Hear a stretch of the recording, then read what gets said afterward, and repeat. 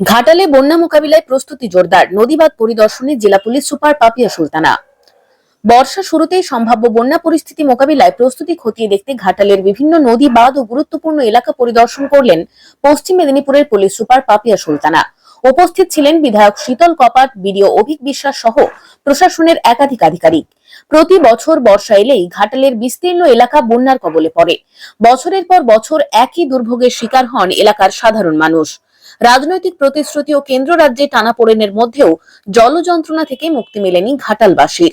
তবে এবার রাজ্য সরকারের পক্ষ থেকে ১২০০ কোটি টাকা বরাদ্দের ঘোষণার পর ঘাটাল মাস্টার প্ল্যানের কাজ দ্রুত এগোবে বলে আশাবাদী স্থানীয় বাসিন্দারা। প্রকল্পের সঠিক ও দ্রুত বাস্তবায়নই স্থায়ী সমাধানের পথ দেখাতে পারে। পরিদর্শনকালে প্রশাসনের বিভিন্ন দপ্তরের সঙ্গে বৈঠক করে বন্যা পরিস্থিতি মোকাবিলার প্রস্তুতি নিয়ে বিস্তারিত আলোচনা করেন জেলা পুলিশ সুপার। কোন কোন এলাকা প্রতি বছর প্লাবিত হয়, কোথায় নদীবাঁধ দুর্বল অবস্থায় রয়েছে এবং আগামী ১ মাসে কি ধরনের প্রতিরোধমূলক ব্যবস্থা নেওয়া প্রয়োজন তা খতিয়ে দেখা হয়। যে সমস্ত এলাকায় সামান্য পরিকাঠামোগত উন্নয়নের অভাবে বন্যার সময় যোগাযোগ বিচ্ছিন্ন হয়ে পড়ে, সেই সমস্ত কাজ দ্রুত সম্পন্ন করার বিষয়ে জেলা প্রশাসনের সঙ্গে আলোচনা করা হবে। বন্যার কারণে বিদ্যুৎ বিচ্ছিন্ন হওয়া এলাকায় জেনারেটর ব্যবস্থা করে বিদ্যুৎ ও পানীয় জলের পরিষেবা সচল রাখার উদ্যোগ নেওয়া হচ্ছে। এছাড়াও বন্যার সময় প্রসূতি মায়েদের নিরাপদে হাসপাতালে পৌঁছে দেওয়া, দুর্গতদের কাছে দ্রুত ও সঠিকভাবে ত্রাণ পৌঁছে দেওয়া, ফ্লাড সেন্টারগুলির পরিকাঠামো উন্নয়ন এবং সর্পদংশনে মৃত্যুর ঘটনা রোধে বিশেষ নজর দেওয়ার কথাও জানানো হয়েছে। বিচ্ছিন্ন এলাকায় পৌঁছানোর জন্য পর্যাপ্ত নৌকার ব্যবস্থাও রাখা হবে বলে প্রশাসনের পক্ষ থেকে আশ্বাস দেওয়া হয়েছে। এদিন মনসুকা ব্রিজও পরিদর্শন করেন জেলা পুলিশ সুপার।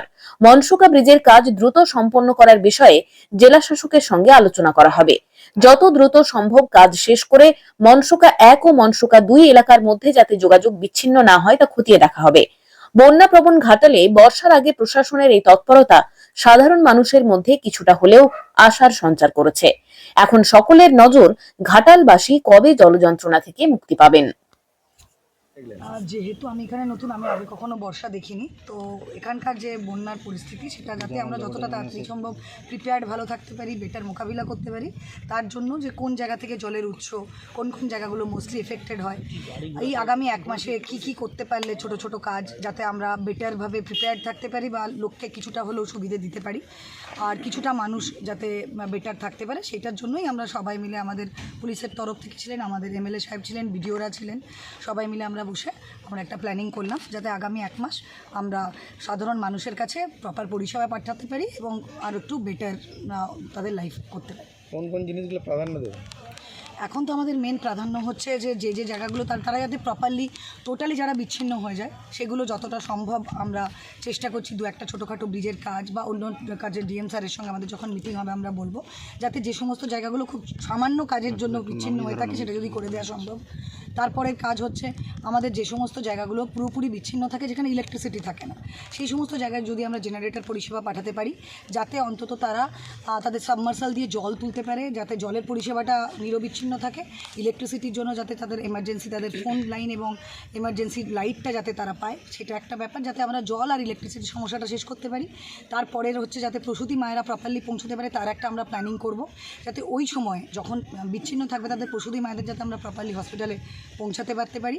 এবং আরও তাছাড়া আরও ছোটো ছোটো যে কাজগুলো আছে, তাদের ত্রাণ কী করে আমরা বিলি করা হবে, যে কী করে তাদের আগে থেকে খাবার, তারপলিন এগুলোকে যারা স্টক করতে পারবে, যাতে ওই সময়টা যে সময়টা তারা বিচ্ছিন্ন থাকবেও তাদের কাছে যাতে নিরবিচ্ছিন্নভাবে জল, খাবার এবং মেডিকেলটা পৌঁছে দিতে পারি, সেটার জন্য আমরা একটা প্ল্যানিং করি। ঘাটালে বেশ কয়েকটি ফ্লাড সেন্টারের বেহাল অবস্থা রয়ে গেছে, সেগুলো নিয়ে আমাদের প্ল্যানিং চলছে। রিসেন্টলি একটা মিটিং হবে যেখানে ইরিগেশন থেকে সিএমও সাহেব থেকে ডিএম স্যার থাকবেন, আমরা থাকবো, এমএলএ সাহেব থাকবেন, মন্ত্রীরা থাকবেন, যারা যারা রয়েছেন পুরো এটার মধ্যে, এনডিআরএফ যারা আছেন, যারা ত্রাণ পৌঁছাবেন তাদের থাকবে, সবাই মিলে আমরা বসে একটা প্ল্যানিং করবো।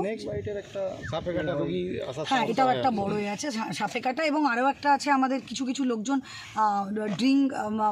ড্রাঙ্কেন অবস্থায় পড়ে যায় জলে, সেটাও যাতে না হয়, এই দুটো আমাদের মেন আছে।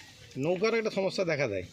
হ্যাঁ, নৌকাটা আমরা চেষ্টা করছি একটা প্ল্যানিং করে যাতে যে সমস্ত জায়গাগুলো বিচ্ছিন্ন হয়ে যায় দুটো দিক, মানে নদীর বা খালের এদিক আর ওদিক, সেই সমস্ত ছোটো ছোটো জায়গাগুলো যাতে ছোটো নৌকাও রেখে অন্তত পারাপারটা ওই সময় করা যায়, তার জন্য নৌকোর ব্যবস্থা করা, আর যাতে বড় বোট বা বড় নৌকা দিয়েও করা যায় সেটারও একটা প্ল্যানিংয়ের ব্যবস্থা দেখা যায়। বিভিন্ন গ্রাম থেকে মানুষ আসতে পারে না শহরে খাবার দাবার আনতে, সেই জায়গায় একটা সমস্যা হয়। সেই জায়গাগুলো তো ওই জন্য নৌকো করে যাতে আমরা পৌঁছে দিতে পারি, তার জন্য সেই ব্যবস্থা আগে থেকে করা হচ্ছে, কন্টিনজেন্সি প্ল্যানগুলো।